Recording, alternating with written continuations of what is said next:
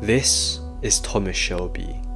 Although the real Thomas Shelby wasn't as wealthy, the show displays a good representation of an empire being built.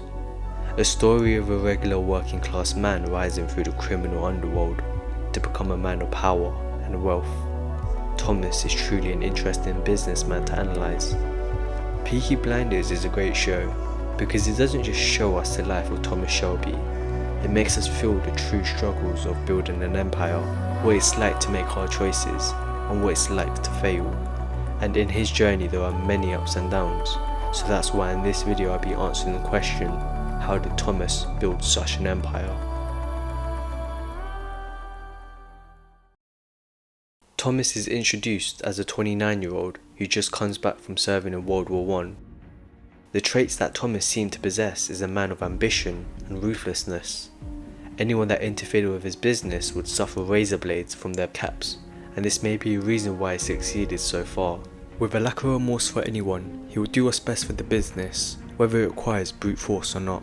It's clear to say that the war changed Thomas, and although I personally can't tell you what it's like to be a soldier in World War I, one thing is for certain. Thomas became desensitized to murder and violence during his time in World War I. Thomas is destined for greatness. He steps up to become the boss of the family rather than his older brother Arthur. But it's also important to acknowledge that Thomas's brothers Arthur and John played a pivotal role in the company's success. They were his right-hand men and always had his back in any situation. Well, I'm the oldest. Clearly. Are you laughing at my brother? Right, he's the oldest, you're the thickest. But they weren't as smart or business-minded as Thomas. Arthur was hot-headed and most of the time intoxicated, leading him to make bad decisions. That he's hid some junk in his sock. Get in. Come on, get in. My brother. And John would often put his ego ahead of himself, leaving the family at jeopardy multiple times. My son is in love. Sorry. Do excuse me. You know, it'd be hard for your son to walk anywhere with a bullet in each knee. Before World War I started, Thomas and his brothers would set up a small bookmaking operation in Birmingham. When the brothers were gone serving in World War I, their Aunt Polly took over the business and kept the business running. Nothing that's women's business. This whole bloody enterprise was women's business while you boys were away at war. However, the Shelby family weren't any ordinary bookmaking operation. They would rig matches and races to make more money for themselves. This was risky as it would bring unwanted attention from Billy Kimber, and he's the kingpin in the sports betting game. He controls the betting ring and nobody is allowed to rig the matches without his permission. He becomes an important character as we will soon see how Thomas understands that Billy is more powerful than him. So we see a different side of Thomas. He understands his position in the relationship. Pick it up, Pikey. Sit down.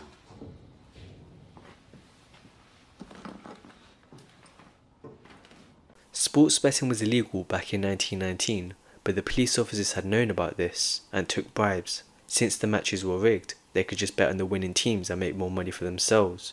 It was a win-win situation. You asked for Inspector Moss, and you say this.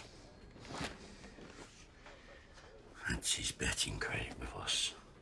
And during this chapter, John Shelby will state that they would earn £150 every day from their sports betting alone. The Shelby Company Limited has been making £150 a day. Bear in mind this was back in 1919, which nowadays is the equivalent of making £10,000. Most people like John would be comfortable with this income, but as we mentioned earlier, Thomas is ambitious and wanted more. As a driven character he is, he would move on to chapter 2. Expanding into the protection racketeering. 1921.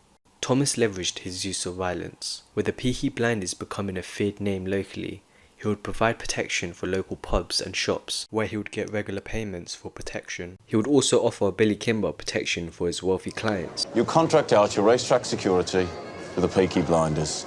Thomas utilises his strengths as a leader to provide value to others, and that's an important aspect to his success. However, his business with Billy Kimber will soon come to an end, as Billy finds out Thomas was planning on betraying him. This was Thomas's first issue, his ambition. It led him ahead of himself and put his life in jeopardy. However, Thomas holds his ground in an outnumbered war and eliminates Billy Kimber in a duel. With the kingpin down, there needed to be someone to step up. Thomas Shelby took that spot, and now he controlled all the betting activities across London. Chapter 3.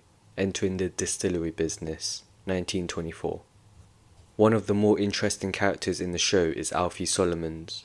He's the leader of a Jewish gang in Camden Town, who sees eye to eye with Thomas Shelby often, and even at some moments outsmart him. Thomas and Alfie have a questionable partnership throughout the show.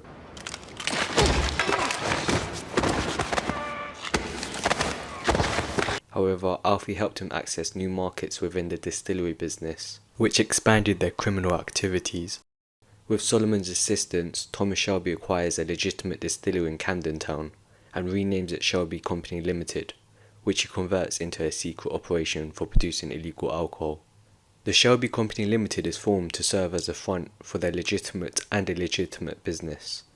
However, bigger business typically means more problems, and during this time he faces many issues like an ongoing war with the Italians, or police looking into his criminal past, and despite all these problems he fights through it all and maintains his ground. Chapter 4. The Wall Street Crash. Thomas realises his potential for expanding his operations beyond Birmingham and across borders, and expands internationally with Americans, where he will trust Michael to handle some business in America. He sends Michael to sell their investments and shares as he predicted that there would be a financial crash. However, Michael would party in America and hold on to all the company shares, and when he had woken up, it would have been too late. No, that cannot be possible. As his shares would plummet 95%, and just like that, the company had lost hundreds of thousands of pounds. Thomas learns from his mistakes and diversifies his portfolio. He expands into real estate. It is estimated that Thomas Shelby owned 225 houses in Birmingham with an average valuation of only £700 per house.